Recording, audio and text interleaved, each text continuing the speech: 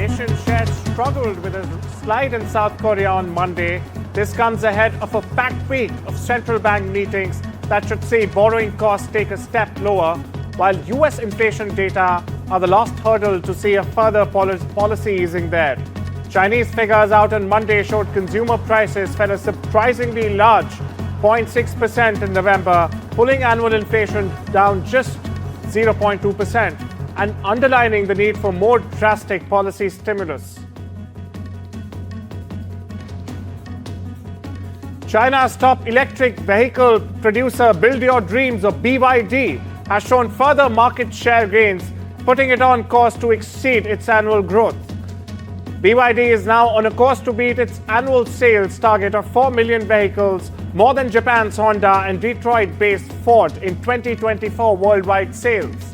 Now, BYD has been on an extraordinary expansion this year, growing capacity and undertaking a massive hiring spree to turbocharge revenue. The Chinese company even overtook EV leader Tesla in the third quarter. The Chinese electric vehicle giant delivered 3.76 million vehicles in the first 11 months of this year.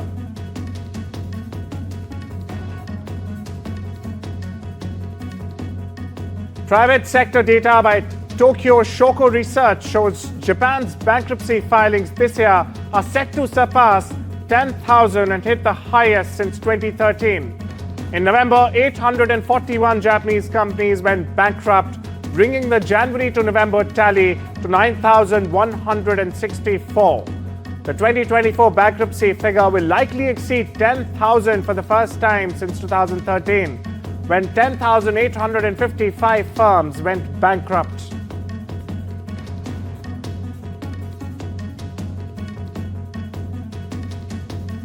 Volkswagen and Labour representatives will hold a fourth round of talks over wage cuts and possible plant closures in what has become an increasingly bitter standoff that will be flanked by strikes at the carmakers' main German sites on Monday.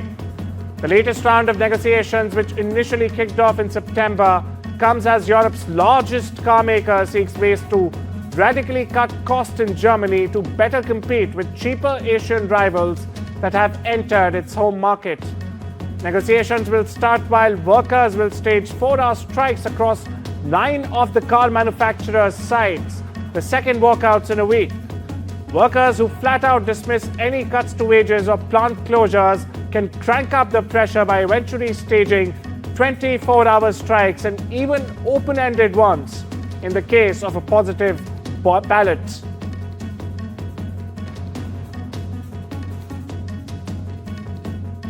UK's Domino's Pizza Group has reached a new 5-year framework with its franchise partners. The company targets stores expansion and further investments. The new profitability and growth framework will start on the 3rd of January following the conclusion of the existing pacts. The framework, which got unanimous support from partners, aligns the company with franchisees through shared investment in marketing and technology. It also provides for incentives to push new store openings.